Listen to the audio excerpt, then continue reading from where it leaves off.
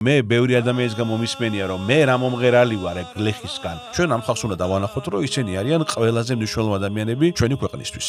მე ვარ ოთარ კაპანაძე, ეთნომუსიკოლოგი და გავუძღვები ტრადიციულ მუსიკასთან დაკავშირებულ გადაცემებს. პირველი გადაცემის სტუმარია გიორგი უშიკიშვილი. ისე სიმართლე მომღერებს დიდად არ უყვართ სოხის ჩაცმა. რა უნდა დირიჟორს ხალხურ მუსიკაში?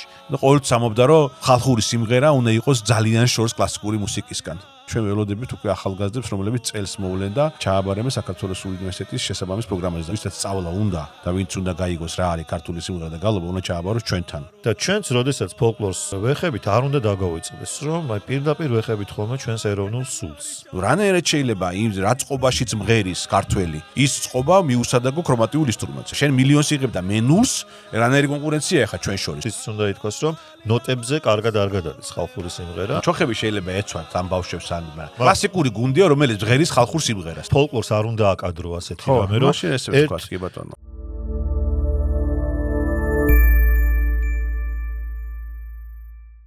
გამარჯობა, თქვენ უსმენთ UG-Art podcast-ს, რომელსაც საქართველოს უნივერსიტეტი წარმოგიდგენთ. პოდკასტი ეძღვნება ხელოვნებას, საზოგადოებრივ კულტურას და ვსაუბრობ თემებზე, რომლებიც ჩვენს კულტურულ იდენტობას განსაზღვრავს. მე ვარ ოთარ კაპანაძე, ეთნომუსიკოლოგი და გავუძღვები ტრადიციულ ხელოვნებასთან, უპირველესად კი ტრადიციულ მუსიკასთან დაკავშირებულ გადაცემებს. გამოიწერეთ ჩვენი არხი, მოგვიწონეთ, იაქტიურეთ და დაგვიწერეთ თქვენი აზრი. დღევანდელი პირველი გადაცემის სტუმარია გიორგი უშიკიშვილი. ყველასთვის ძალიან ცნობილი მომღერალი და ადამიანი, რომელმაც თავისი მთელი ცხოვრება დაუკავშირდა ხალხურ ხელოვნებას, ქართულ ხალხურ მუსიკას უპირველესად.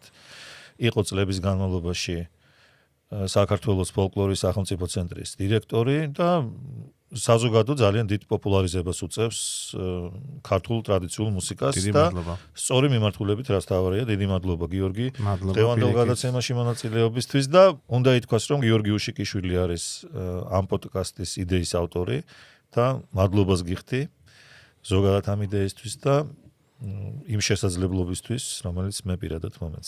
მადლობა, მოგესალმები ოთარ, დიდი მადლობა მოწვევისთვის. მადლობა ასევე ნდობისთვის, რომ პირველი სტუმარი ვარ, როგორც პირველი ისე შემარჩიე, ხო.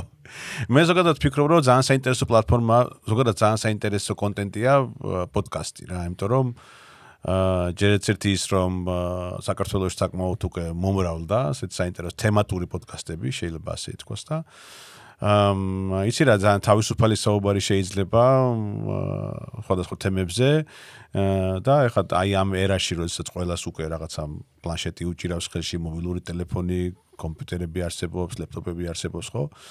ასე ვთქვათ, ძალიან საინტერესო არის თვითონ ეს ფორმატი პოდკასტის და რატომ არ უნდა იყოს იგივე მაგალითად საუბარი ხალხურ მუსიკაზე, ასევე ჩვენ გვექნება ამ პოდკასტ არხზე ქორეოგრაფიაზე და სხვადასხვა თემები, რომელსაც ნელ-ნელა ჩვენ უკვე წარვადგენთ და მე ვფიქრობ, რომ ძალიან საინტერესო საბოლოო ჯამში პოდკასტ არხი გამოვა UG-Art პოდკასტი.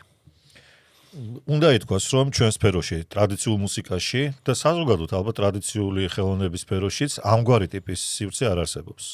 სადაც ღიად გახსნილად ვისაუბრებ ძალიან ბევრ საინტერესო თემაზე. მოდი დღეს ვისაუბროთ ზოგადად რა არის ფოლკლორი, რა ადგილი აქვს მას საზოგადოების ცხოვრებაში, ეროვნული იდენტობის აღქმაში, მის ფორმირებაში და ასე შემდეგ.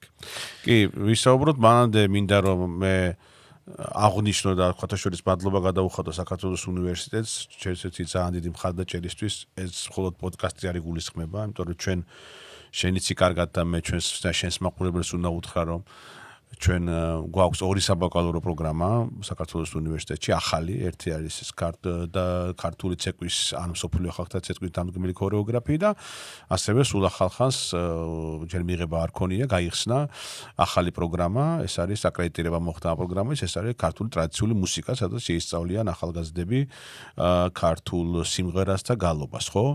და საკმაოდ საინტერესო პროგრამაა, რა თქმა უნდა, ამაზე ალბათ ჩვენ კიდევ გვექნება საუბარი, მე შენ და მახაზერ ქონიდეს ერთ-ერთ პოდკასტში. ჩვენ გავშლით ამაზე საუბარს და ბუნებრივია ჩვენ ველოდებით უკვე ახალგაზრდებს, რომლებიც წელს მოვლენ და ჩააბარემენ საქართველოს უნივერსიტეტის შესაბამის პროგრამაზე და მე პირდაპირ მინდა თქვა, რომ ვისაც სწავლა უნდა და ვინც უნდა გაიგოს რა არის ქართული სიმღერა და გალობა, უნდა ჩააბაროს ჩვენთან. იმიტომ რომ აქ უბრალოდ მარტო იმიტომ კი არა რომ ისა რა ქვია რაღაცა აზრ გვინდა ჩვენ იმიტომ რომ აქ არიან ძალიან მაღალი დონის პროფესიონალები ძალიან მაგარი პროგრამაა მინდა აღვნიშნო ეს არის 3 წლიანი საბაკალავრო პროგრამა ასევე აქ ძალიან კარგი შეთავაზები საქართველოს უნივერსიტეტს და ბუნებრივია ძალიან თავისუფალი გარემოა ხო და სწავლების რაღაც განსაკუთრებული ფორმები გვაქვს ჩვენ ასევე ვაპირებთ მე უცხოეთთან კონტაქტს ევროპის სხვა უნივერსიტეტთან და ასე შემდეგ ასე რომ ძალიან კარგი საქმე იწყება აქ და ჩვენ გვინდა რომ ყოველთვის ხალხი შემოგვიერთდეს და დაფიქრდნენ ახალგაზრდები რომ ჩვენთან ჩააბარონ. რა თქმა უნდა მეც უნდა შევუერთე მადლობას საქართველოს უნივერსიტეტის მიმართ რომლის დევიზია თუ სწავლა გინდა და ჩვენი პროგრამაც მათ შორის ასეთი იქნება. მადლობა იმისთვის რომ ამართლებს სახელწოდებას და პირადად ჩვენს მაგალითზე შემიძლია ვთქვა რომ ძალიან დიდი ხელშეწყობა გვაქვს მრავალი მიმართულებით ეს იქნება სწავლება, პოპულარიზება თუ კვლევა. ხო, მათ შორის კვლევის ცენტრი გაიხსნა უკვე ტრადიციული მუსიკის ესეც სიახლეა, შენ უკვე პირველ ექსპედიციაში იყავი, ხო? ამაზე ბუნებრივია ჩვენ ვისაუბრეთ, თუმცა პირველ კითხვასო დაუბრუნდე შენსაც, მე ვფიქრობ რომ ჩვენ როდესაც ვამბობთ რომ მხოლოდ სიტყვიერად არა რა, რომ რაღაცა ქართველები და ესეც სადღერძელოები რო არის, ხო? და საქმეში რო არა ისახება ხოლმე რაღაცა მხოლოდ სადღერძელოებში რო იციან ხოლმე ასახვა რაღაცა იმეების, ლოზუნგების, ხო?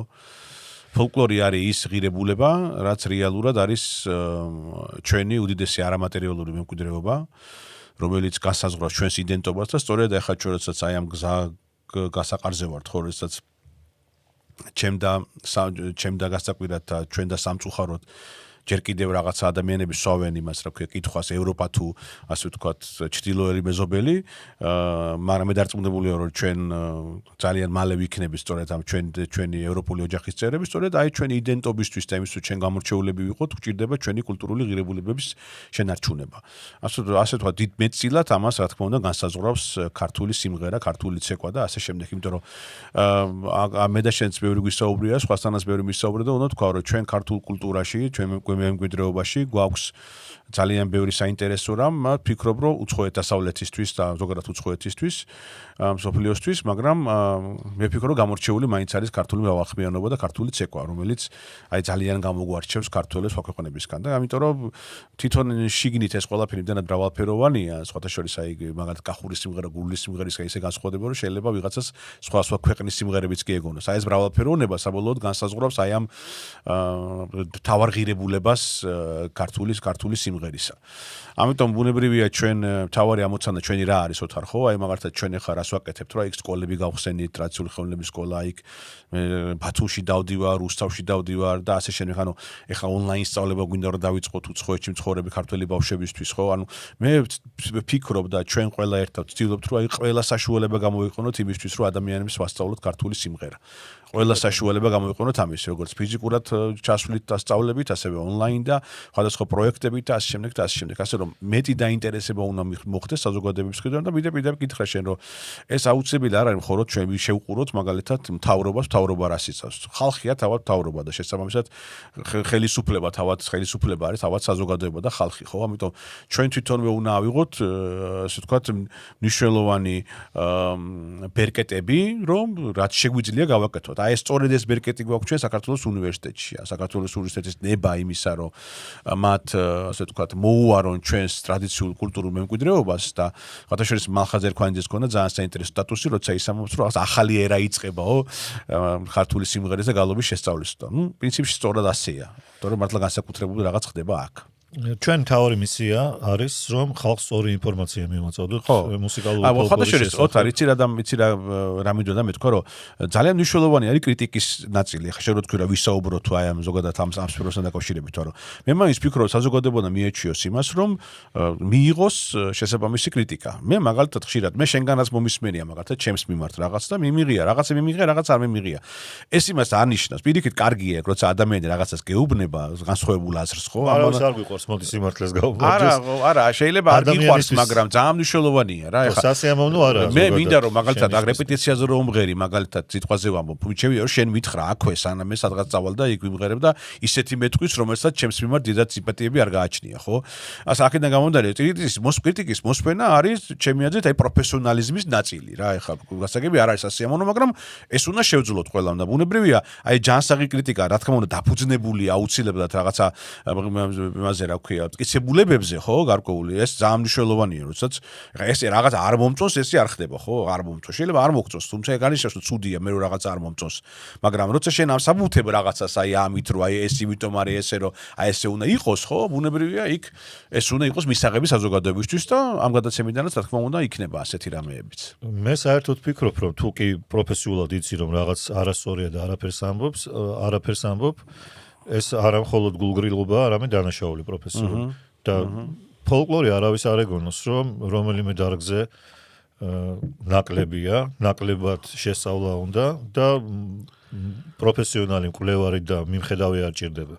აი საერთოდ ხათაშორის და იქ ყველასია რა ეს უნდა ითქვას კიდე და მე რო ფოლკლორის ცენტრის დირექტორი ვიყავი ხათაშორის აი შენ გახსოვს ეს დინებები რომ აი ბევრი მეუბნებოდა რომ მოდი რაღაც სახელი მივანიჭოთო ფოლკლორის ცენტრსო რა ვინმე სახელიო ხო და მაშინ იყო ძალიან ბევრი ვარიანტი ნუ ბევრი პრინციპში არ იყო 2-3 იყო სულ ერთ-ერთი იყო მაგალითად ვახტანგ კოტეტიშვილი იმიტომ რომ უშუალოდ დაკავშირებული იყო ამ ორგანიზაციასთან ალბათ დიმიტრი არაყიშვილიც იყო ხო და დიმიტრი არაყიშვილი ხათაშორის რომ ამოდიოდი ჩვენთან მეორე სტატუსზე პირველი დიმიტრი არაყიშვილის ისე ფოტო იყო თუ გახსოვს ეს უნიკალური ნიჭის კაცი იყო რომელმაც საფუძველი ჩაუყარა მაგრამ იცი რა არის რომ საბოლოო ჯამში მე ვიმჯელეთ და მივხვდით რომ არავის სახელობის არ უნდა ყოფილიყო ფოლკლორის სახელმწიფო ცენტრი იმიტომ რომ ზოგადად არავის საკუთრება არ არის ხალხური შემოქმედება და თან მე მგონია რომ უბრალოდ ვერ გამოარჩევ ერთად ადამიანს ხალხურ შემოქმედებაში ვის სახელობის შეიძლება იყოს ან სიმღერა ან ცეკვა ან რაღაც სხვა დარგები ქართული ფოლკლორისა და ამას რატო უყვები იმიტომ რომ ზოგადად გეთანხმები არ არის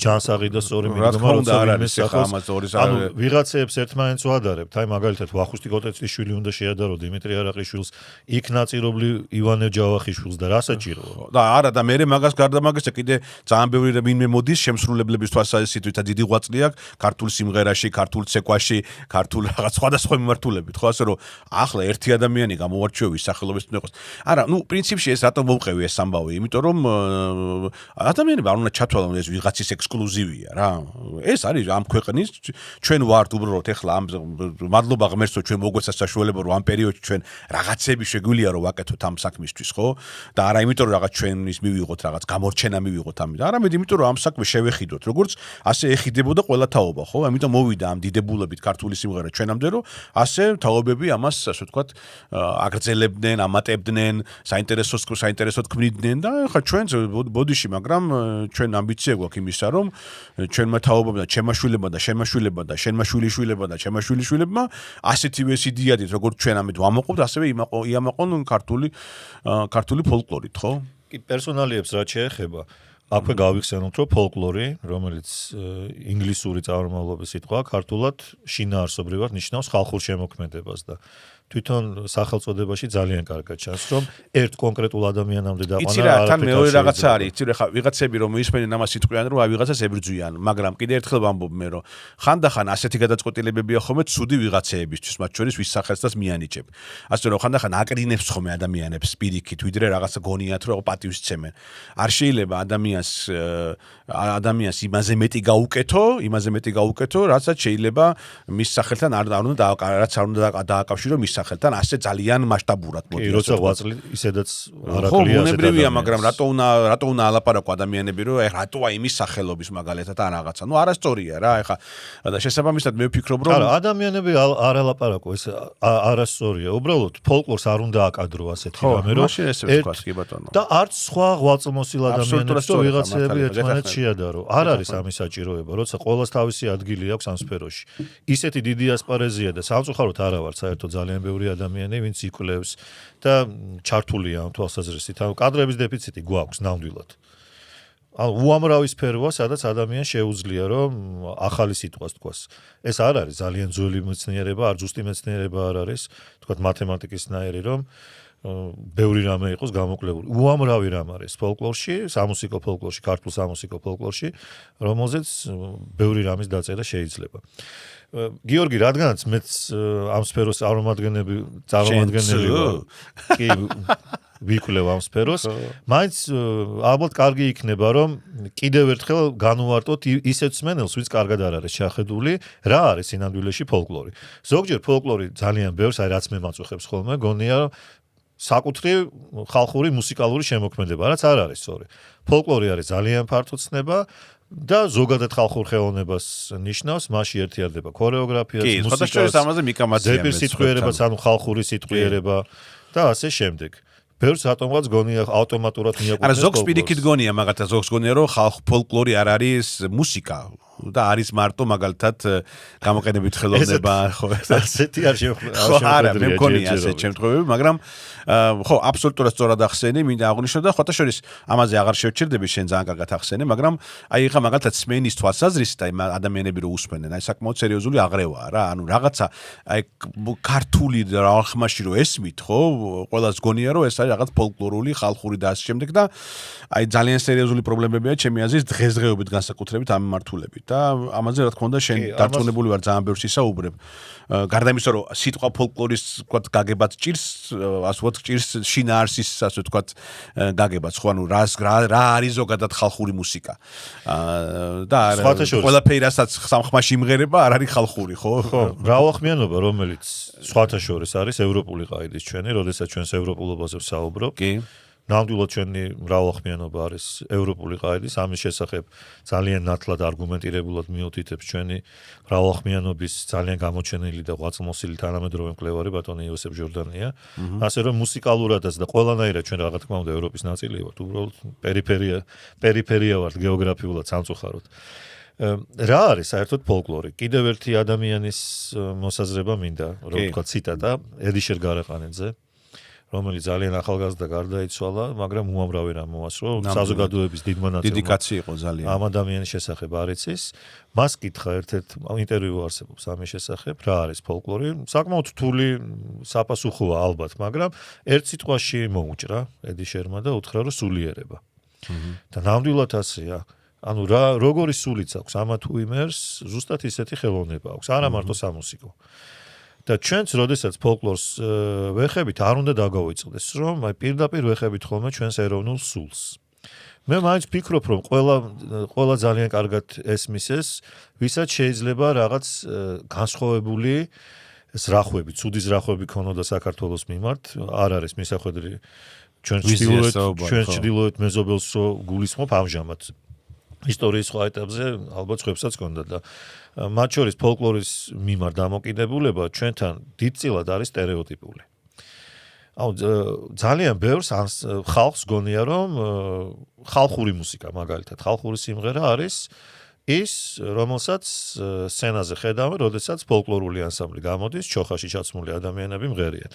რა თქმა უნდა, ესეც არის ფოლკლორი. მეც თავის დროზე ასე გავიცანი ფოლკლორი, ასე გავიცანი ფოლკლორს, მაგრამ სინამდვილეში ჩოხაში ჩაცმული სიმღერა არ ნიშნავს, რომ მაინც ხალხურ სიმღერას მღერი. სხვათა შორის თავის დროზე დავით ტურაშვილმა მითხრა, რომ თუ არ ვცდები, გიორგი უშიკიშვილს ვეუბნებოდიო, რომ რადგინდათო ეს ჩოხები რო გაცვიათო, ისე იმღერეთო.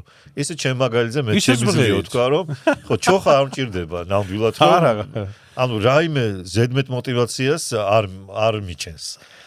ანუ ფოლკლორი ისე და ჩემშია. ხალხური სიმღერას ისე სიმღერასთან მომღერებს დიდად არ უყვართ ჩოხის ჩაცმა და ხასე რომ ანუ ჩვეულებრივი სამოსით რო იმღერო ხალხური სიმღერა არაფერიც არ შევდება ამით პირიქით უფრო ბუნებრივად კი არა რა თქმა უნდა ჩვენ აღარ დავდივართ სამწუხარო ჩოხით ძალიან კარგი სამოსი არა მარტო არა უბრალოდ ესთეტიური ამბავი მგონია უფრო ასე თქვა ჩოხის ჩაცმა სცენის კანონებიდან გამომდინარე თორე ხა მაგალითად მე რა ვიცი იშვიათად შეიძლება იყოს ასეთი ადამიანი მაგრამ ბუნებრივად როცა თავისუფლად გაცვია უფრო კარგად მღერი ადამიანი ამაში ჩვენ იმიტომ რომ ჩოხა მაინც რაღაც გარკვეულ სტანდარტებს გიწესებს რა რაღაც მიხურა-მუხურაში და მოძრაობაში და ასე შემდეგ. ხო და სანამ ავიდოდა სცენაზე შევახსენოთ ჩვენს მენელს, ბევრმა ვიცი რომ იცის, მაგრამ ძალიან ბევრმა არ იცის, ან უბრალოდ კარგად არ აქვს გააზრებული, რომ ფაქტობრივად მე-19 საუკუნის 80-იან წლებამდე და შემდეგაც სხვათა შორის ჩვენი ფოლკლორის ძალიან დიდი ნაწილი ბუნებრივად არსებობდა უმეტესად სოფელში. ანუ ტრადიციულ საზოგადოებაში, ამის თქმა მინდა, სოფლის ტრადიციულ საზოგადოებაში და ქალაქის ტრადიციულ საზოგადოებაში. ეს არა მარტო საქართველოში, არამედ მთელ სოფლიოში და არა მხოლოდ მუსიკა, არამედ ტრადიციული ხელოვნების სხვა დარგებიც არის ყოველდღიურობის განუყოფელი ნაწილი. ანუ ყოველდღიურად მოიხმარდნენ, ასე ვთქვათ. ანუ ეს არ იყო მხოლოდ და მხოლოდ შემოქმედება. ანუ ხატრული შემოქმედება არ იყო ძალიან ხშირად სხვათა შორის საწესო სიმღერებს, სარიტუალო სიმღერებს ჩვენი შემსრულებლები საერთოდ სიმღერადაც არ მოიხსენიებენ.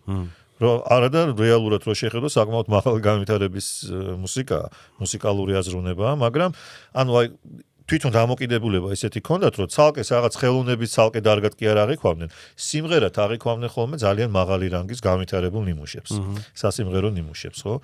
კიდევ ერთი რაღაცა აქვს ხალხურ შემოქმედებას ის, რომ სრულიად ზეპირად გადმოიცა.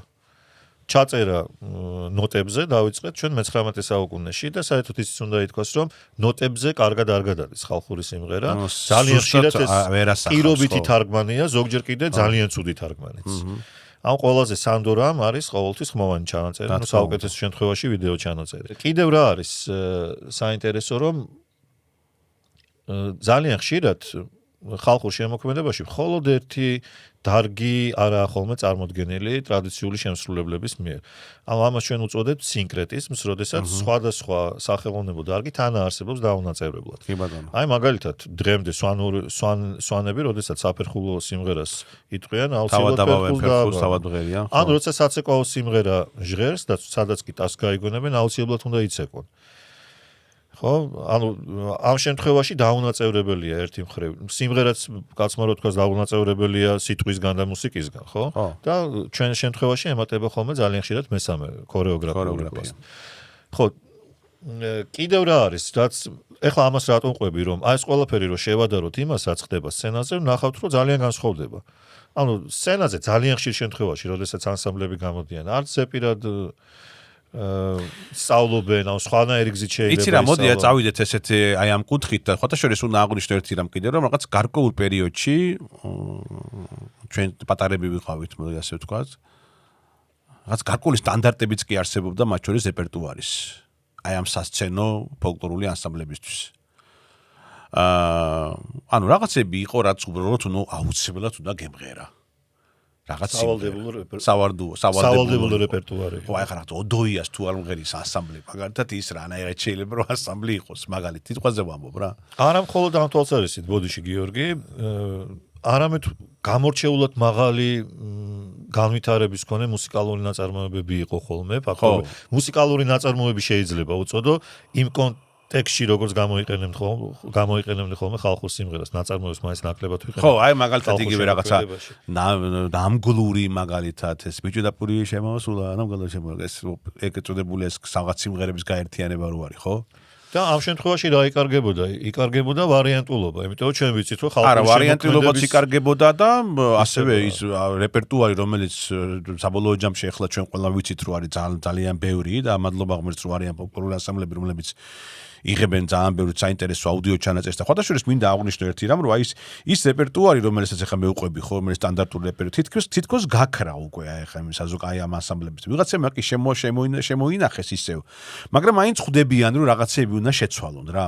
მაგრამ ჯერ კიდევ ვერ მაგალითად ვერ მოვერიეთ იმას, რომ მაგალითად ეკეთებული აკადემიური შემსრულებლობა დავძლიოთ რა და მაგალითად იგივე ეს გაორმაგებული ხმები, სტანდარტები, ნიუანსები, დირიჟორობა აი ესენი რომ მოუშალოთ რა ეს ამას ჯერჯერობით რაღაც მაინც ვერ მოუყარეთ თავი შეიძლება ასე ითქვას.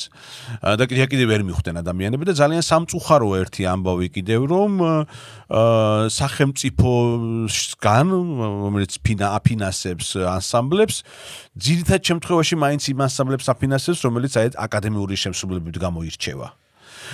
და სამწუხაროდ გინდა აღვნიშნო რომ აი ამ ნაწილში სახელმწიფოს აქვს ძალიან ცუდი მიდგომა, ძალიან არასწორი მიდგომა მათ შორის დაფინანსების საკითხებშიც, ხო? ამ ფოლკლორული ანსამბლების სანამ განმოგზაურებთ ამ თემაზე საუბარს, აი წეგან რაზეც საუბრობდით, რომ სავალდებულო რეპერტუარი იყო. აი მაგალითისთვის რო ავუხსნათ ჩვენს მენელს, ძალიან ბევრს გონია რომ ჩაკრულო არის ერთადერთი ვარიანტი, ხიდისთავ შევკრათ პირობა, ასე რომ მიწყება. სინამდვილეში ჩაკრულოები არის ძალიან ბევრი სხვადასხვანაირი ვარიანტი, ჩემ სტუდენტებს რო ასმენინებ ხოლმე, საერთოდ ვერ ხვდებიან თუ ჩაკრულოს უსმენენ. ანუ ეს რას ნიშნავს, რომ რეალურად ჩვენს ხალხს ინფორმაცია არასწორ ინფორმაციას ვაწვდით. ანუ ჩვენ არა მხოლოდ დიალექტური და ჟანრული მრავალფეროვნება გვაქვს, არამედ ერთი სიმღერა სრულიად უნიკალური შეიძლება იყოს სხვადასხვა რეგიონსა და სხვადასხვა სოფელშიც კი, ზოგჯერ სოფლის სხვადასხვა უბანშიც კი სხვადასხვანაირად ღეროდნენ. ამიტომ აი სტერეოტიპი რაც არსებობდა, უბრალოდ არასწორად აწვდიდა ძალიან სამხრივად აწვდიდა ინფორმაციას ჩვენს ხო ეს ჩაკრულოს ეს ვარიანტი უბრალოდ პოპულარულია ძალიან ვანო ჭედიშვილის დამუშავებული ხო თუმცა ეხა ის მაგალითად თელაველების ჩაკრულო რომელიც არის გამხიარული ბუხაროთო იწყება სულად ფანტასტიკურია რა ლანშარის რასაც ღერით არის შილდული ვარიანტი ხო არის სხვა ვარიანტები კი სხვა ვარიანტებიც არის კი უბრალოდ აი ასეთი მრავალფეროვანი რეპერტუარის წარმოდგენა დღეს არის ყველაზე მნიშვნელოვანი, იმიტომ რომ მასალა არის ძალიან დიდი. ეხლა ჩვენც იცი რომ საქართველოს უნივერსიტეტში მალხასთან ერთად გავაკეთეთ რაღაც ფოლკლორული ანსამბლი და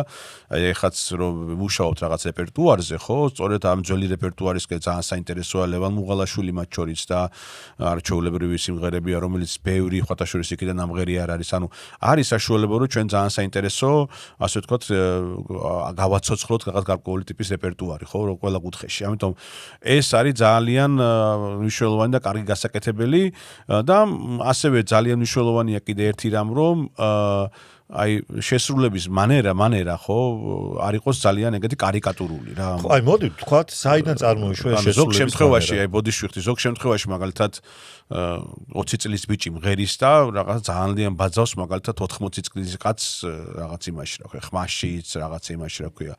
ანუ მე მაინც გონია რომ გამოცდილება უნდა ავიღოთ, ვარიანტულობაც უნდა ავიღოთ, მაგრამ საკუთარი თვითმყოფადი ასე ვთქვათ ის ბუნებრივი შენი მონაცემები არ უნდა დაკარგო რა. მე ასე მგონია ყოველ შემთხვევაში, იმიტომ რომ რაღაცა ეს პაროდიები არ უნდა იყოს რა და ხათაშორის მე ჩემთვის ასე ვთქვათ რა ყოფ ხოლმე ორ ნაწილად აი მომღერლებს არიან ჩემთვის შემსრულებლები და არიან ოსტატები ანუ შემსრულებელი არის ნაცნო ცუდია უბრალოდ ღერის კარგად სიმღერებს მაგრამ გარკვეული ვთქვათ ვიღაცის ვარიანტს ღერის ან მუდმივად ერთ და იგივე ღერის და დიდად ვთქვათ ვერ იმპროვიზირებს ასე ვთქვათ მაგრამ ოსტატი არის ადამიანი რომელსაც ვთქვათ მაგალითად საკუთარი ხელწერა აქვს საკუთარი ვარიანტები აქვს ასე ვთქვათ მუდმივად იმპროვიზირებს მუდმივად რაღაც ჩართულია ამ პროცესში აი რაღაცა ჩემთვის ყოფ ხოლმე ასე ორად რა შენ ვიღაც არ დამეთანხმოს მაგრამ ყოველ შემთხვევაში აი ეს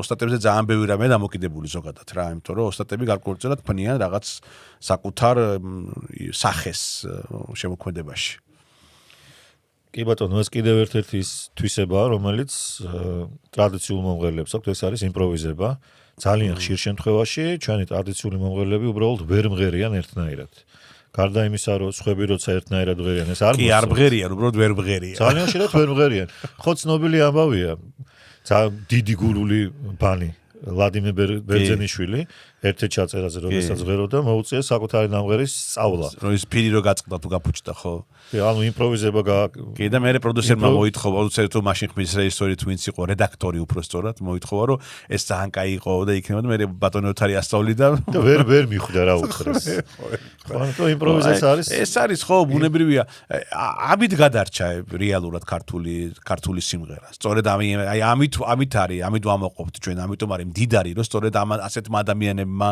შექმნეს ამ იმპროვიზაცია არის ყველაზე მთავარი რამ რამაც ეს ყველაფერი აქამდე მოიტანა. კი, ბუნებრივი თვისება ეს არა მხოლოდ ქართული მუსიკის, არამედ სოფლიოს ნებისმიერი მუსიკისთვის არის ეს და ძალიან ხშირად ეს სცენაზე დაკარგული იყო. მოდი კიდევ ახლაც დაკარგულია. კი, ნაწილობრივ, თუმცა გაუმჯობესდა ამ თვალსაზრისით ვითარება, თუმცა არა სახელმწიფოს ნებით, არამედ სხვა რამემ განაპირობა. მოდი წეგან რადგანაც ვახსენეთ ეს აკადემიური ტიპის შესრულება, ნიუანსირება და ასე შემდეგ. გავიხსენოთ რამ განაპირობა, საიდან წარმოიშვა ეს. ვიდრე ამას ვიტყოდეთ, კიდევ ერთხელ განმარტოთ, რომ მეცნიერებაში განასხვავებენ პირველად და მეორეულ შემსრულებლობას. ესე იგი, როდესაც ტრადიციული მომღერალი ბუნებრივად დამუშავების გარეშე ასრულებს მუსიკას, ეს არის პირველადი, ან ზოგჯერ აუთენტიკურ შესრულებას უწოდებენ და როდესაც არატრადიციული მომღერალი, ანუ გარეშე მყოფი ტრადიციის მიღმა მყოფი გარეშე პირი ასრულებს ტრადიციულ მუსიკას, ეს უკვე არის მეორეული მოვლენა და ასევე თუ კი ტრადიციულ მომღერალს ამღერებ უკვე დამუშავებულს, როგორც აი საბჭოთა პერიოდში ხდებოდა, როდესაც სოფლის ანსამბლში კი შეიძლებოდა რომ გლეხს ემღერა, მაგრამ ლოტბარ შეიძლება სხვანაირი განათლება ჰქონდა და არატრადიციული გზით ემღერებინა. ამ ორ შორის არის ფუნდამენტური სხვაობა. ძალიან ხშირად მეორეულ ანუ სასცენო ფოლკლორს უბრალოდ ფოლკლორსაც არ უწოდებენ ხოლმე, უწოდებენ ფოლკლორიზმს. მე ვფიქრობ, რომ ძალიან სწორი შეფასება და სახელწოდებაა, თუმცა ერთი რამეც უნდა ვთქვათ, რომ არაფრით არ შეიძლება, რომ რაღაცნაირად აგზავნოთ ახლა ეს მეორეული ფოლკლორი, ნებისმიერ კულტურულ ერს აქვს და სხვათა შორის ჩვენთან ძალიან საინტერესო ტენდენცია წამოვიდა ახალი ანსამბლები ნელ-ნელა, ვინც უკვე ერკვევა კარგად ფოლკლორში, მაქსიმალურად ცდილობენ, რომ ტრადიციულ მომღერლებს მიბაძონ. არა, იცი, ჩემი აზრით აქ თავი ამბავი არ არის, უბრალოდ ღირებულება ბევრად ნაკლები აქვს მაგას მეორეულს. რა თქმა უნდა. შესაბამისად, ხა მე ბევრჯერ შევხვდი, რომ ადამიანს მათ შორის რეგიონებში წვალობენ, რეპეტიციობენ, რაღაც ნიუანსებს ასწორებენ, ინიშორობენ, მოკლედ აი ძალიან ბევრს წვალობენ და ანუ ჩემი გადმოსახედით და ჩემი გემოვნებით ამას არ აქვს ის ღირებულება, რაც ტრადიციული შემსრულებლობას რა. არა, ეს ობიექტურად ხო და შესაბამისად ახლა დღეს სახელმწიფო ანსამბლები, როდესაც ვახსენეთ ახლა, რომელიც ფულს იღებენ ჩვენი გადახდილი ვთქვათ გადასახადებიდან, ხო, ისინი ფულს იღებენ და ვთქვათ აი ისეთ რამეს აკეთებენ, რასაც ნაკლები ღირებულება აქვს, ხო? რა ვიცი, მე არ მგონია, რომ ეს სწორია. მე მგონია, რომ გიორგი, კიდევ ერთხელ სახელმწიფო ანსამბლზე ვთქვათ აუცილებლად ეს არის საბჭოთა ფენომენი. საბჭოებში გაცვენილი ამბავია, მაგრამ საბჭოეთამდე ჩვენთან ფოლკლორის დაბადებად რეალურად ითვლება 1895 წელი, როდესაც ლადო აღნიაშვილის ქართულმა ხორომ გამართა კონცერტი. მიუხედავად იმისა, რომ მანამდეც არსებობდა სასცენო სცენაზე მანამდეც გაქვთ ტიპური ის არ იყო მაინც ფოლკლორული ასამბლეა. უნდა ითქვას ეს, რომ ჩვენი ფოლკლორის სცენაზე შედგა სრულიად არაბუნებრივი გზით, ვიდრე მანამდე მოაღწია. ანუ ლადო აღნიაშვილმა დაიქირავა ჩეხი კლასიკური მუსიკალური განათლების მქონე ადამიანი იოსებ რატილი, რომელმაც ისე გააწყო გუნდი, როგორც მან იცოდა. 4-ხმიანი ევროპული კლასიკური მუსიკის გუნდი ჩამოაყალიბა. დადგა და დირიჟორობდა, როგორც ევროპულ გუნდში ხდება კლასიკურ გუნდში. თითოეულ ხმას რამდენიმე მომღერალი ასრულებდა. ანუ შენ გინდა თქო რატილმა დაგუყა? რატილმა კი არა, მე ვფიქრობ, რომ ეს მაშინდელი მოდასავითი იყო. და ჩვენი რეალურად კულტურული ორიენტირი მაშინაც და ძალიან დიდი ხნის განმავლობაშიც და 1990-იან წლებშიც, როდესაც დამოუკიდებლები გავხდით, რუსეთი იყო. მოდი პირდაპირ ვთქვათ და ძალიან ბევრი რამე, რაც რუსეთში ხდებოდა, ჩვენც უნდა გადმოგვეღო. და რუსებს ჰქონდათ სხვათა შორის თუ გადახედოთ, მუდმივად ტენდენცია რომ უნდა დაამუშავო და უნდა გააუმჯობესო ფოლკლორი. თითქოს რაღაცა არასრული მათ შორის ეს ინსტრუმენტებიც რუსეთიდან გამოდანილი არ არის, ახლა ქრომატიულ ინსტრუმენტებს რო ვეძახით. ხო, სინამდვილეში ფოლკლორი არის. ვაშაკიძემ გადმოიტანა. კირილ ვაშაკიძემ და მივიდეთ. მე ჯერ მე-19 საუკუნეებზე საუბრობ, როცა მეფის რუსეთის შემადგენლობაში ვართ. დამოუკიდებელი ქვეყანაც არ ვართ. და რას ვამბობდი, რომ ჩვენთანაც თავი იჩინა იმათ, რომ ჩვენს წარმოგვეჩინა თავი, რომ აი კულტურულად შეგვიძლია ფოლკლორის შესრულება, რაც რის საჭიროებაც საერთოდ არ არსებობს. ფოლკლორს არ ჭირდება სხვის მიერ რაიმე დამუშავება და განვითარება. ანუ შეთქვი, რომ ეს უფრო ის უხეში სიტყვას ვიყანო, ის ტრადიციული შესრულება რაღაც გოიმურად ითვლებოდა? არ ვიცი, აშკარად რო გადახედო ფაქტები მაგაზე მეტყველებს. ყოველ შემთხვევაში ძალიან დიდი მაშინდელ კულტურულ საზოგადოებაში დიდწილად მოეწონათ ასე წარმოჩენა, თუმცა თავიდანვე გამოჩნდნენ სხვათა შორის ადამიანები, ვინც ამბობდნენ, რომ ეს არ არის ჩვენი ხალხური მუსიკა. ხო, იცი რა, მე ვთვლი, რომ ზოგადად მოსასმენად შეიძლება ვიღაცისთვის ეს უფრო საინტერესო, უფრო მისაღებია, თუმცა ვისთვის არის მისაღები. მოდი, აქვე ვიტყვი ჩემს გულწრფელ პოზიციას. ვისაც აინტერესებს ნამდვილი ფოლკლორი რა არის, აუცილებლად მოусმინონ ტრადიციულ მომღერლებს. თავიდან შეიძლება ეხამუშოთ, ცოტა სხვანაირად. არა, იცი რას მეუბნებია ხოლმე ხშირად მაგალითად, რომ აი მაგალითად ვის მოწონს რო ვთქვი, დავასრულებ ამას, რომ აი მაგალითად რაღაცა ეფექტები მოწონთ რა, მაგალითად სიტყვაზე ვამბობ ხა ეს რაღაცა ერისიონი რომ მაგალითად იმას იმღერებდა, რა ქვია, ჩაკრულოს და ბოლოში რაღაც რაღაცა ყველა ერთად რომ მღეროდა და ეს რომ გადაადგილდებოდნენ რაღაც ჩახმატისებურად თუ რაღაცა ხდებოდა, ნუ ამაზე ვიღაცა ამბობდა, რომ აი ეფექტურია რა, გამიგე. თუმცა ნუ ჩვენთვის ვისთვის არის ეფექტური? ვისაც წესიერი ცოდნა არ აქვს ამ მიმართულებით. მე არ შემიძლია ამის მოსმენა. არა, რა თქმა უნდა, მეც არ შემიძლია, უბრალოდ ჩვენთვის ეფექტი მოაქვს აზროვნებას, ასე ვთქვათ, იმას, რასაც ადამიანმა შეიძლება იმ მომენტში შექმნას და ეს არის ჩემთვის რაც აღმაფრთოვანებს მე, როცა უყურებ ადამიანს მომღერალს, რომელიც იმპროვიზირებს ძალიან მაგრად და ჩემთვის არის ძალიან საინტერესო. ანუ ეს არის აღმაფრთოვანები, რაც შეიძლება მე აღმაფრთოვანოს, მაგრამ ეხა ის რომ ვიღაცა დაიყვირებს 10 კაცი და მე ვიღაცა დირიჟორობს წინ და ასე ვთქვათ ეხა არ ვიცი, ეხა ვიღაცისთვის ეს არის ეფექტი, მაგრამ ეს საბოლოო ჯერში ამას ვამბობ, რომ ღირებულებას რაც შეეხება, ამას ღირებულება არა აქვს. ეხა ვიღაც ისაცგინე ეწყინოს, ისაცგინე არ, მაგრამ არა აქვს ამას ღირებულება. ეს არის სტანდარტი, რომელიც ეხა ძალიან მარტივი რამეს გეტყვი რა, ეხა შენ მაგალითად და კითხვაც შეიძლება გამომივიდეს. ეხა როცა ვიცი რომ ანსამბლი ერთ და იგივე რამეს იმღერებს ყველა კონცერტზე. კაი, ერთხელ წახვალ. მეორედ რაღაცო წახვალ. ხო, ეს არ არის კლასიკური მუსიკა, სადაც ერთი და იმავე შემსრულებლის დაკრული შეიძლება ბევრჯერ მოისმინო, თქვათ, ბეთჰოვენის რომელიღაც სონატა. ხალხურ მუსიკას აბსოლუტურად სხვანაირი სპეციფიკა აქვს და არ ჭირდება საერთოდ კლასიკური მუსიკიდან გადააზრება. ანუ კლასიკური მუსიკის ხერხებს როცა უსადაგებ ხალხურ მუსიკას, ძალიან ხშირ შემთხვევაში ეს არის უბრალოდ კრახით სრულდება. ხო, ეხა ძალიან მარტივია. სრულიად განსხვავებული შეიძლება ოსკარ პიტერსონმა მაგალითად კონკრეტული ნაწარმოები დაუკრას მეორე როიალთან ერთად. ანუ ეს ხო იქნება რომ მაგალითად მათ უნდა იმეცადინონ, ანუ ნოტი და უნდა დაუკრან და ამას ჯაზი აღარ იქნება და ღირებულება აღარ იქნება.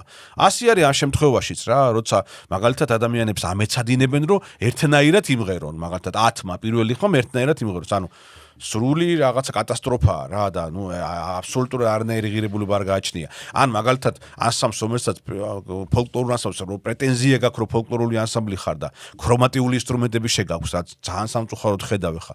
ნუ რანაირად შეიძლება იმ რა წყობაშიც მღერის ქართველი ის წყობა მიუსადაგო ქრომატიულ ინსტრუმენტზე. აბსოლუტურად აი საერთოდ ამოვარდი, საერთოდ სხვადასხვა რაღაცა არის, ხო, ასეა და მეთანხმები. კი ბატონო, კიდევ ერთი მოდი მაშინ სანამ გადავალთ საბჭოთა პერიოდზე, რომლის დროსაც მოხდა საკრავების შექმნა, კიდევ ერთხელ ხაზგასმით განმარტოთ, რომ თავიდანვე ჩვენი სასცენო ფოლკლორი წარიმართა ისე, რომ ხალხურ მუსიკას უყურებდნენ კლასიკური მუსიკის პრიზმაში, კლასიკური მუსიკის ჭრილში. გადაშორის შეფასებებიც ასეთი იყო. დირიჟორს აფასებდნენ, მაგალითად ნიუანსებს აფასებდნენ და ძალიან, ანუ კრიტერიუმები მაშინ სხვანაირიც იყო შეფასების ანსამბლის. და აი ეს სტერეოტიპი ბოლო დრომდეა ჩვენთან შენარჩუნებული, მაგრამ უნდა ძალიან ხაზგასმით უნდა ითქვას, რომ აბსოლუტურად განსხვავებული სპეციფიკის დარგებია კლასიკური მუსიკა და ხალხური ხელოვნება. არა მხოლოდ საქართველოში. სრულიად განსხვავებული. არა, რა თქმა უნდა, აბარა. და სხვათა შორის ხალხური მუსიკა ძალიან კარგად იტანს ჩემი პირადი აზრით, თქვათ ელექტრონულ დამუშავებას. მაგრამ ძალიან მძიმედ იტანს ქართული ხალხური მუსიკა ყოველ შემთხვევაში კლასიკურ საკრავებზე გადატანას ან კლასიკური ჰარმონიით არანჟირებას აბსოლუტურად უკარგავს ბუნებრიობას და ძალიან დიდი ხელოვნურობის შტაბ-შტილებას ქმნის. აი ეს აუცილებლად უნდა გავიაზრო და დირიჟორობა სხვათა შორის საერთოდ ზოგადად გვიანი ფენომენია კლასიკურ მუსიკაშიც და რა უნდა დირიჟორს ხალხურ მუსიკაში. არა მხოლოდ საქართველოში. არა, თან რა, ეხლა არა, მაგ სხვა რაღაცაკაცო, თუ ტრადიციული შემსრულებლობა რა უნდა იდირიჟოროს? არა, რა უნდა იდირიჟოროს? ანუ მაგალითად, როცა ტრადიციული შემსრულებლის ფორმებზე წარმართვა ჭირდება ყველაფერს. რა წარმართვა, ეხლა დამწყები ყავს ანსამბლს და იმან უნდა წარმართოს, მაგრამ ეხლა მაგალითად სიტყვაზე გეუბნები, ეხლა რომ ღერის მომღერალი და ერთი პირველი ყავს, ერთი მეორე ხმა ყავს და ბანები ყავს და იქ იმპროვიზაცია მიდის და თუ ორ პირველად მიდის, დირიჟორმა რა უნდა გააკეთოს იქ? ხო, ანუ წარმართვა ყველაფერს ჭირდება და მათ შორის ჩვენ ტრადიციულ შემსრულებლობაში ქონდა ძალიან კარგად გაწერილი კანონები და წესები, როგორ უნდა შესრულებულიყო მუსიკა. დირიჟორის, ანუ ლიდერის ფუნქციას ითავსებდა თქმელი, ანუ დამწყები. ის იყო მისი თავისი პირადი მაგალითით მიყავდა ის არეგულირებდა სიმაღლეს, ხასიათს, ხანგრძლივობა, შეიძლება შეეძახა კიდეც ვიღაცისთვის რომ ესე. აუ პირადი მაგალითი იყო. ნუ არის ზოგი შემთხვევაში მატრაკვეცობაც იყო რა. ანუ საკუთარი თავის წარმოჩენისთვის რა. ანუ რადგან ხელმძღვანელი ხარ უნდა გამოყვიდეს. ხოლო ამაზე არ ბუნებრივ ყოფაზე ვსაუბრობ. არა, მე გონო სცენის ნაწილს გულისხმობ მე რა. ანუ დირიჟორობის ფორმა იმიტომაც იყო რაღაც მატრაკვეცობაც იყო რა ერთგვარი რომ აი მე ვარ მათი ხელმძღვანელი გამიგე, აი მე ვამღერებ ამათ. აი ეს მომენტებიც იყო და ნუ ეხა დირიჟორობაზე ვსაუბრობთ და მოვიდეთ უკვე საბჭოთა პერიოდში, როდესაც ყველაფერს უკვე აკონტროლებს პარტია, ბელადი და მათ შორის ხალხურ შემოქმედებასაც. ამ დროს იწყება ხელოვნების მასობრიობისთვის სრუნვა და რა თქმა უნდა ყურადღების მიღმა კი არა, ერთ-ერთი ყველაზე მთავარი ყურადღება მიაქციეს ხალხურ შემოქმედებას, რადგან ხალხიც თვითონ სახელწოდებაც ბევრს მასას გულისხმობს. და როგორც წესი უკვე საბჭოთა პერიოდში დიდ გუნდად მასობრივად სიმღერა დაკანონდა. მათ შორის ეს რო იყო ხო კოლმეურნეობის მეჩაიე ქალთა ანსამბლი, მეტრაქტორე კაცთა ანსამბლი და ესეთი რაღაცები. უამრავ ყველგან ანსამბლები იყო, 100-150 კაცი ჩვეულებრივი ამბავი იყო ეს ანსამბლებში. უფრო მეტი შეიძლება. ხო და ინდივიდუალიზმის დადგმვა მიდიოდა, ხო? და ამ დროს უკვე დირიჟორის გარეშე ნამდვილად ვეღარ შეასრულებ. და ამიტომ რამდენი წელი გავიდა იმის მერე და მეც რო ვუყურებდი ხოლმე სცენაზე დირიჟორს, სავსებით ბუნებრივი რამე გონდა. სინამდვილეში როგორც თქვი, აბსოლუტურად განსხვავებული რამეა. ანუ მოდი, აი ყველაფერს თავის სახელმწიფო დავარქვათ რა. ჩოხები შეიძლება ეცვათ ამ ბავშვებს ან, მაგრამ ეს არის აკადემიური კლასიკური გუნდი რა. კლასიკური ჩოხები აცვიეთ. არა, კლასიკური გუნდია, რომელიც ღერის ხალხურ სიმღერას რა. აი ეს არის რა. რადგან 60-ია. თვითონ კი აცვიათ ჩოხები, მაგრამ ხალხურ მუსიკას რასაც მევენ? ფრაქს. ხო, ეგეც გვინახია. კი. ევროპულ სამოსაც მევენ, რატომღაც. ხო და ამას ვამბობ, რომ ყველაფერს დავარქვათ თავის სახელი. რაღაც გამეკერო აუგზავნოთ. არა, უბრალოდ ყველაფერს დავარქვათ თავის სახელი. დიდი გუნდი, რომელიც არის, ეს არის კლასიკური ტიპის გუნდი, ხო? ხო ეგრეა რა. რომელიც ღერის ხალხურ სიმღერას. ტიპიური კლასიკურია. რატო? იმიტომ რომ ყავს დირიჟორი, არის შემადგენლობა ასეთივე როგორც აკადემიურ გუნდებში არსებობს და ნიუანსები რომელიც კეთდება არის გადმოტანილი სწორედ რომ აი ამ აკადემიური მანერიდან, ხო?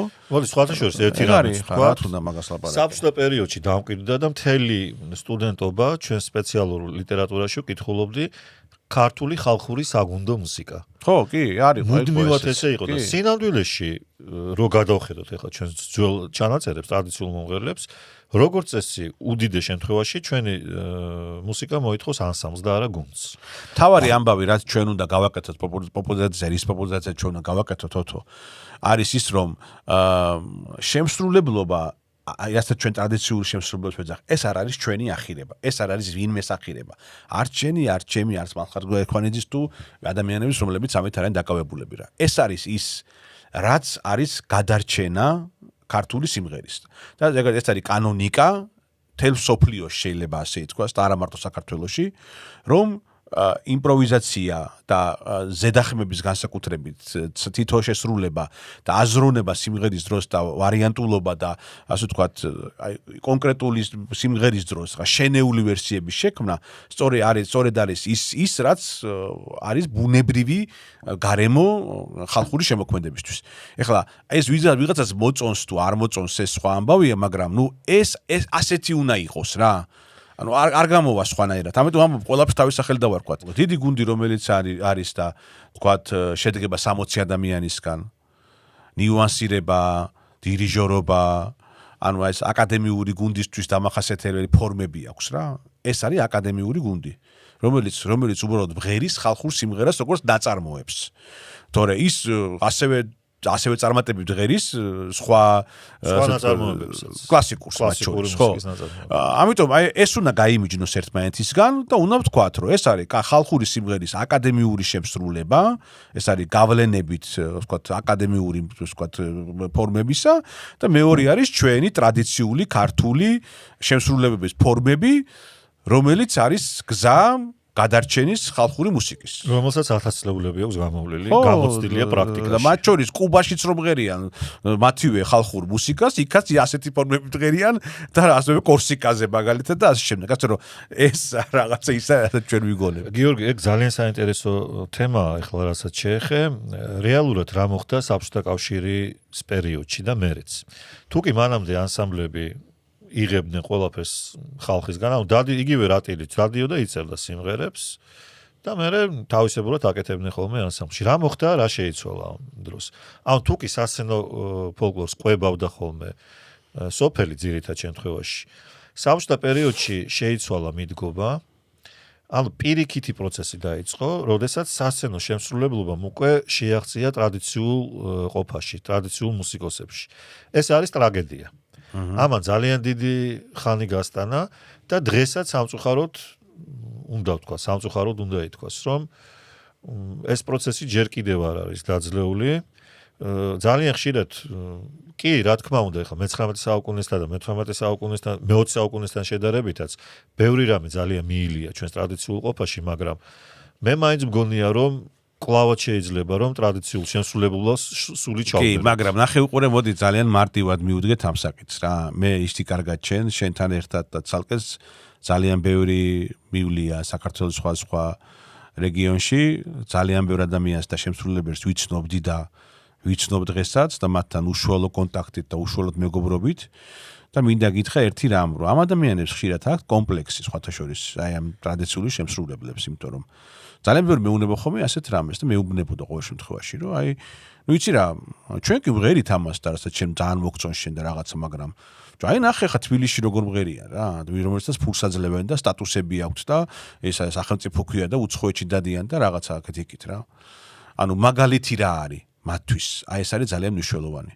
ანუ როდესაც შენ ამას აკეთებ და არ გაფასებს არავინ, მაგრამ სამაგეროდ რადიკალურად განსხვავებული შემსრულებლობა, რომელიც არ არის ტრადიციული ფორმა შემსრულებლობის, ხო? და ამას სახელმწიფო უჭერს ხარს და მილიონებს ამაში დებს, ხო? ეს არის პირდაპირ შემიძლია გითხრათ, რომ განადგურება და მოსპობა ტრადიციული შემსრულებლობის ფორმების. აუ, ისევ განათლების პრობლემასთან მივდივართ, გიორგი და რატომ? რომ იმ ადამიანმა არ იცის, რომ თვითონ არის ნამდვილი ფოლკლორი. არ იცის ხო, არა, იმიტომ რომ კომპლექსი გაუჩინეს. კომპლექსი გაუჩინეს, იმიტომ რომ მე ბევრი ადამიანის გამო მისმენია, რომ მე რა მომღერალი ვარ ეგ ლეხისგან. მომღერალი არის ის, აი ტელევიზორში რო გამოდის და აი ეგეთი ხმით რო მღერის ხალხურ სიმღერას, იმიტომ რომ ეს იყო კომპლექსი, რომელიც განგებ გაუჩინეს ამ ხალხს. ჩემი აზრით. იმიტომ რომ კიდე ერთხელ გეუბნები რა, ეს არის ის ხალხი, ვინც რეალურად არიან აი მარგალიტები რა, ვინც იყვნენ და დღესაც აი მარგალიტები ამ ქვეყანაში. რომლებიც აი ხელის გულზე უნდა ატარო და ის რა ქვია, 150 ლარი კი არ უნდა ქონდეს კაცო ხელფასი. იქ რეგიონში და 200 ლარი. და ძალიან ძირცხვილი არ არის, რომ ასეთ რამოდენიმე კაცი დაგვრჩა ასეთი და 150 ლარი თუ 200 ლარი თუ 250 აქ ხელფასი და აქ ახალგაზრდები ვისგანაც ისწავლეს ეს სიმღერა, იმათ აქვთ 20 ჯერ მეტი და ამ კაცს რომელიც ყოფაში ცხოვრობს და რეალურად მისი არსებობა არის ჩვენთვის უმნიშვნელოვანესი, ის არის 150 თუ 200 ლარიანი ხელფასი, ხო? ანუ და ზოგიერთ შემთხვევაში სამსახურებიდან მიდიან კულტურის სახლებიდან, იმიტომ რომ პენსია უფრო დიდია და შესაბამისად პენსია ურჩევიათ რომ აიღონ, და ორივე ერთად არ შეიძლება. აქედან გამომდინარე, სახელმწიფოს როლს რაში ვხედავ მე იცი ზუსტად. სახელმწიფოს როლს ხედავ იმაში, რომ სახელმწიფომ უნდა გააკეთოს, რომ ჩვენი ტრადიციული რაც არის, იმას უნდა მიხედოს. და იმას უნდა გაუწიოს პოპულარიზაცია. სხვა შემთხვევაში მათ შორის იგივე დაფინანსების საკითხებშიც, ხო? ანუ უნდა დააფინანსოს ის, ვინც ინახავს ჩვენ ტრადიციულ, ასე ვთქვათ, შემსრულებლობის ფორმებს, მაგალითად აღადგენს ვარიანტებს ასე ცოცხლად ინახავს იმ საუკუნეო ტრადიციას. და ეხლა ის რომ შენ აფინანსებ იმას, რაც არის უბრალოდ დამღუპელი შენი, ასე ვთქვათ, შენი კულტურისთვის, ხო, ფოლკლორისთვის ყოველ შემთხვევაში, ხო? ნუ რა ვიცი ეხლა რაზე უნდა ვილაპარაკო ეხლა გიორგი, ბოდიში, ეს ერთი მხარე არის ფულადი ანაზღაურება, მაგრამ მეორე არის ცნობიერება. ძალიან ხშირად უბრალოდ ამ ხალხს არაფასებენ სოფელში. აი, განსაკუთრებით მომავალი თაობაა და ეს არის ძალიან დიდი პრობლემა. რომ ზოგჯერ აგდებით უყურებენ ხოლმე. მათთვისაც მისაბაძე არის ფოლკლორული ანსამბლი რო გამოდის. რაც არის შეცდომა. რომ დავიწყეთ კონცერტები და რაღაცეები, აი ჩამოსვლები, ეს ფესტივალი და რაღაც რო იყო. პირველი შემთხვევა იყო, როცა მაშინ ჩვენ ამ ხალხს სასტუმროს უღებდით და არ უშვებდით ღამე უკან. და ძალიან უკვირდათ, აი ამ 80 წლის ხალხს გადაცილებულს, რომლებიც მიჩვეულები იყვნენ, რომ კონცერტი რომ თავდება 8 საათზე, ხულოში უნდა წავიდეს იმავე დღეს. ანუ ასეთი ეს დაფასებაა, როდესაც ჩვენ 80 წლის კაცი ჩამოდის ხულოდან, აცეკვებ, დაშს უკრავ, ფულს არ აძლევ და მე იმავე ღამეს არც აჭმევ, არც ასმევ, ისე უშვებ ხულოში. ანუ ამ ხალხთან ასეთი მოპყრობა კი არ გვჭირდება ჩვენ. ჩვენ ამ ხალხს უნდა დავანახოთ, რომ ისინი არიან ყველაზე მნიშვნელოვანი ადამიანები ჩვენი ქვეყნისთვის. იმიტომ რომ ესენი ინახავენ ძალიან მნიშვნელოვან კულტურულ მემკვიდრეობას ამ ქვეყნის. ასე რომ ჩვენ სანამ არ შევა ჩვენს თავებში, ყველას თავში არ შევა ის რომ ეს არის ყველაზე მნიშვნელოვანი და ეს არის უპირველესი რასაც ხარდაჭერა ჭირდება, ხო? მანამდე არაფერი არ გამოვა. მანამდე ასე იქნება გაურკვეველი წარმოშობის რაღაც სიმღერები, კირილ ვაშაკიძის მიერ შემოტანილი ეს რაღაცა ქრომატიული ინსტრუმენტები, რომელსაც რაღაც ფსევდო ხალხური სიმღერები იქნება, ვითომ ხალხური, რომელსაც ვეღარ გაარკვე ხა ჩვენთან სკოლაშიც ბავშვი რომ მოდის ხალხური ფანდური უნდა, მე ადრე მეგონა რომ გააზრებულად მოდის რა უნდა, მაგრამ ბოლოს აღმოაჩენს ხოლმე რომ თურმე ხალხური არა, ეს არა აი მეორე როა ის უნდა. მოდი მიუბრუნდეთ მაგ საკითხს, რომ უფრო გავარკვიო ჩვენი მსმენელი. ეგრეთ წოდებული კლასიკური ფანდური, როგორც უწოდებენ ხოლმე, არის სინამდვილეში ქრომატიული ფანდური, რომელიც გაჩნდა 1935 წლის შემდეგ. სახელმწიფო დაკვეთა იყო, მიზეზი რა იყო, რომ ხალხური საკრავები ჩამორჩება ჩვენს მოთხოვნილებებს და უნდა გავაუნჯობესოთ. ლენინგრადში, მინდროიდ ლენინგრადში იყო ეს რუსული ხალხურ საკრავთა ორკესტრი. კი, რა თქმა უნდა, ხელმძღვანელი ხა დამავიშთა კი მახსოვს ის რა ქვია, რუსული ეს იყო ვასილი ანდრეევის მიერ ჩამოყალიბებული ხალხურ საკრავთა ორკესტრი მე-19 საუკუნეში და ჩვენთან ძალიან დაიგვიანა სხვათა შორის მაგ ორკესტრის შექმნა, მაგრამ რა თქმა უნდა რუსების კვალობაზე ჩვენ შევქმნით და ამისთვის იყო რომ კლასიკურ მუსიკას ვერ უკრავთო ხალხურ საკრავებზეო და რატომო? ხო, მაგრამ მოცარტის და რა საჭიროა არაფერი არასდროს არ ეყრება იმაში რომ თურქული მარში თუ რა ქვია იმას. ხო, სალამურზე და ფანდურზე ხა თურქული მარში თუ არ დაუკრალი, დაიქცა ქვეყანა. არაფერი ამაში მაღალხატრული არ არის. არა, ნამდვილად არ არის ბუნებრივი ხა. ხო და მოკლედ მაგ მოტივებით შექმნეს ეგრეთ წოდებული ახალი ფანდური, რომელზეც გლეხები ვერ უკრავდნენ ბოლო პერიოდში და დღეს უწოდებენ ხოლმე ამას კლასიკურ ფანდურს და ჩვეულებრივ ფანდურს ხალხურ ფანდურს. საერთოდ ფანდური არის ხალხური საკრავი, ამიტომ ხალხური ფანდური არასწორი გამოთქმაა. უბრალოდ ამით არის განპირობებული და ძალიან ბევრმა არ იცის, რომ ეს არის სუფთა საბჭოური მოვლენა.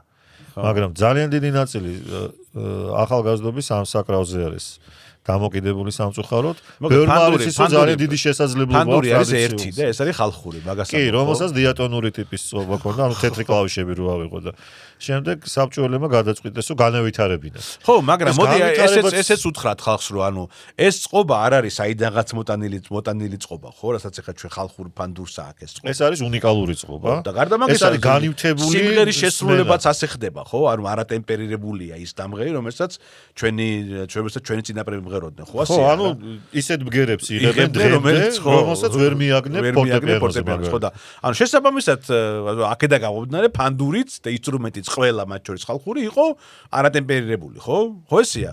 ანუ ისი არ წამოსულა საიდანღაც, მაგრამ ეს მომინდა. საბჭოთიდან წამოვიდა ეგ ტენდენციაც ხალხური მუსიკის განვითარება. სინამდვილეში რა თქმა უნდა, ყოველთვის ვითარდებოდა ჩვენი მუსიკა, მაგრამ უნდა განავითაროს ტრადიციულმა შემსრულებელმა, ეს იქნება მომღერალი თუ მესაკრავე. კონსერვატორია დამთავრებული ადამიანი რომ მივა ხალხურ მუსიკასთან და სიღრმისეულად არ იცის და კლასიკური მუსიკის განმოსახედიდან განავითარებს, ეგ განვითარება კი არა, დამახინჯებაა. ხო, სხვათა შორის აი ერთი რაღაცა კაი რამე გამახსენდა, ეგ ტენდენცია არსებობდა კიდე ესეთი სხვათა შორის რეგიონებში და სოფლებში, რომ აი მაგალითად კონსერვატორიის განათლებული და კონსერვატორიიდან დამთავრებული რომ ჩავიდოდა იქ რეგიონში, ხო, იმას ნიშნავდნენ ხოლმე ხალხური ანსამბლის ხელმძღვანელად, იმიტომ რომ მიაჩნდათ რომ აი კონსერვატორია დამთავრებული უმაღლესია და რაღაც, თუმცა იმან პრინციპები ხალხური შემსრულებლობის საერთოდ არ იცოდა.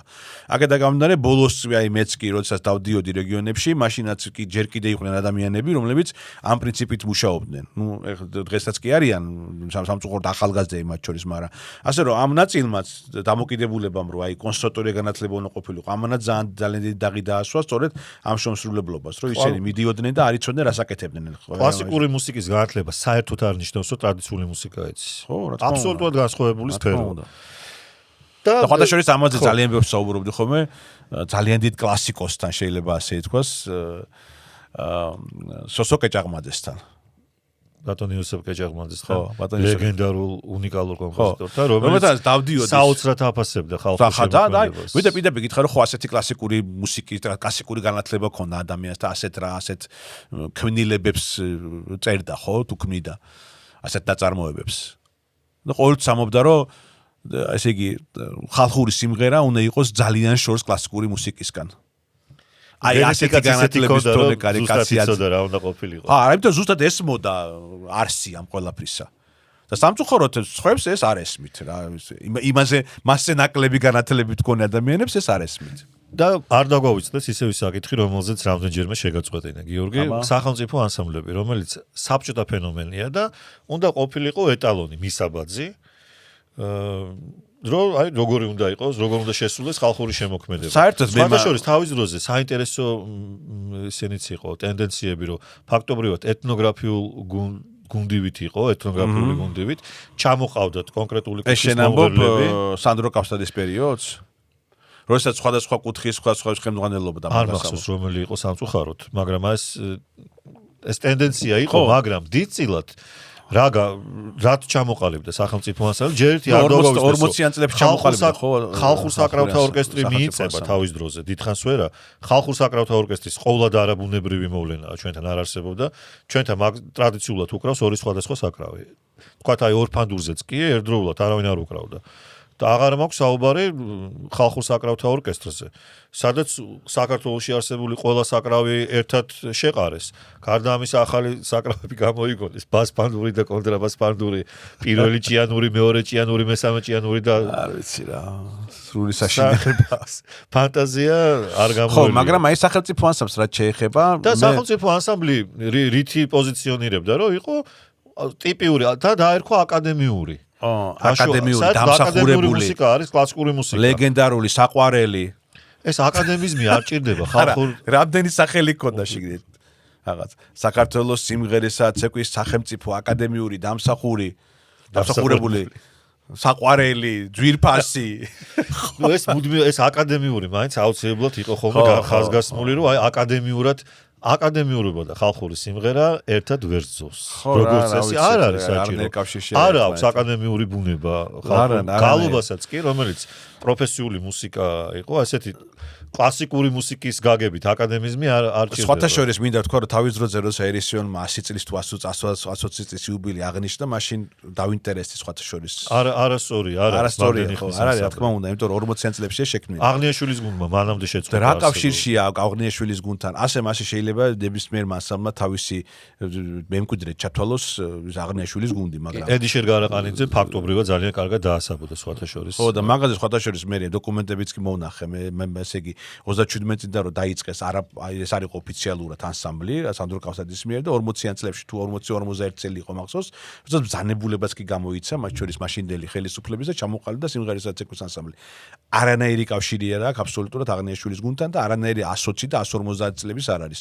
ანუ განაიც რომ ვიღაცის რაღაც იმის ფშურს, რა ქვია, ასაკის ფშურს, უბრალოდ რაღაც სიმართლე უნდა ითხოვს ყოველთვის ახლა შეიძლება ისტორია არ უნდა გააყალბო. ხო, და ბუნებრივია, ერთადერთი პრინციპი და რაც არის და ამას ყოველთვის ვიტყვი და რაც არ მომწონს და ამაზე ვერავინ ვერ გამაჩერებს ვერასდროს, ეს არის ის, რომ ამ ქვეყანაში ერთხელ სამუდამოდ უნდა მოვიდეს დრო და ჩვენ ასე ვთქვათ პირველი ყურადღება მივაქციოთ პროფესიონალებს და ვის რა შეუძლია გააკეთოს.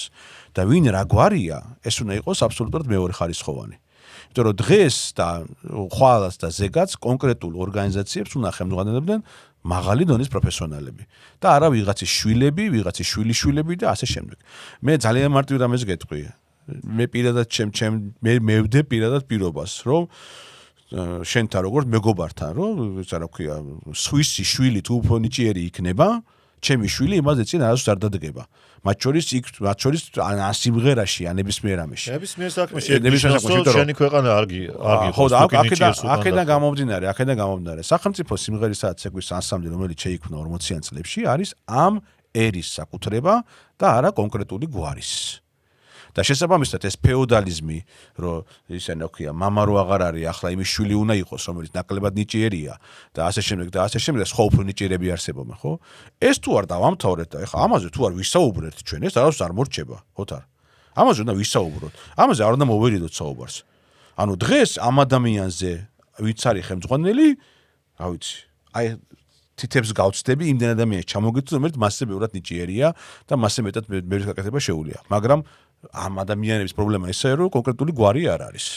ხო, მე გულწრფელად რო თქვა, დღევანდელ ფოლკლორულ პროცესში გაცილებით საინტერესო ამინც ქმნიან ანსამბლები, რომლებსაც არ აქვს სახელმწიფო სტატუსი. ხო, მაგრამ მესმის სახელმწიფო სტატუსის მქონე ანსამბლების გარკვეული ნაწილი, გარკვეული ტიპის სიმღერებს ძალიან კარგადაც ასრულებს, მაგრამ თლიანობაში და ძალიან დიდი ხანია სხვათა შორის, ფაქტობრივად 80-90-იანი წლებიდან რეალური ატმოსფერო, ჯანსაღი ხაერი, ჯანსაღი იდეები, სრულიად განსხვავებული ჟანრები და მაყურებლის ცნობიერების ამაღლება განსაზღვრა იმ ანსამბლებმა, რომლებსაც არ ქონდათ მოდი პირდაპირ ვთქვათ რა, გავიგე, მაგრამ ამ ანსამბლებს ზოგს არეპეტიციო არ აქვს, ზოგს გზის ფული არ აქვს, ზოგი ოჯახს ვერ ნახავს ეკიდან, რომლებიც მართლა ქმნიან შედევრებს და ასრულებენ.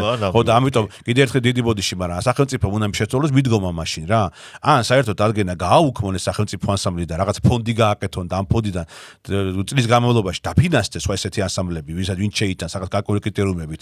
ან მაშინ რაღაცა მოიფიქროს ფორმა, რომ სახელმწიფო ანსამბლი არსებობდეს, როგორც ეს იყოს ისეთი, როგორც რეალურად უნდა იყოს და მიიყვანონ ის ნიჭიერი ახალგაზრდები იქ, საქართველოს სხვა კუთხიდან და არსებობს კიდე სხვა რაღაცა დაფინანსების ფორმები, რომ აი ანსამბლები, რომლებიც რომლებიც შენამო, ისეც ახალისებულები იქიდან. იმიტომ არ შეიძლება ასე რა კონკურენცია არსებობს. ხა შენ მილიონს იღებ და მე ნულს, რანაირი კონკურენცია ხა ჩვენ შორის, ხო? არ გამოვია. კონკურენციის აგენტო უნდა შეიქმნას ჩვენს დარგში. არა კონკურენცია, მონდომებაზეა საუბარი. ხა ვიღაცას გონია, რომ ჩემი ახირება და შენი ახირება და საქმე ფუჭდება.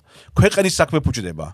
ხო და ხა თუ გვინდა რომ ეხა უბრალოდ ვიღაცებს ვასიამოვნოთ და ჩვენი ეს უნიკალური მემკვიდრეობა უბრალოდ დავღუპოთ, მაშინ ვთქვათ რომ ამას ვაკეთებთ ვიღაცების ხო არა, პირფერობა ჩვენი ძლიერი მხარე არ არის. არა, რატო უნდა ვეპირფეროთ ეხა ვიღაცას, როცა კიდე ერთხელ შენ სიტყვას გაგახსენებ, კაცო. რომ პირველი არის ჩვენი ქვეყანა და ისა რა ქვია ის საქმე რასაც ჩვენ ვემსახურებით და მე ვარ დანარჩენი ყველა ვიცით არა შენი გადაცემაში რო თქვი ახლა თქო რა ცოტა ნეგატიური გამოგვივიდა ბევრი კრიტიკაც ხონდა მაგრამ ჯანსაღი კრიტიკის გარეშე ვერაფერი წინ ვერ მიდის ერთ-ერთი დარგი ძალიან დიდი მადლობა გიორგი დღევანდელი სტუმრობისთვის ღია და თამამი საუბრისთვის არ უნდა მოვერიდოთ რა თქმა უნდა მადლობას ვუხდი ჩვენს მსმენელს არ დაგავიწყდეთ ჩვენი არხის გამოწერა, დაგვიკომენტარეთ მომავალ ეპიზოდამდე.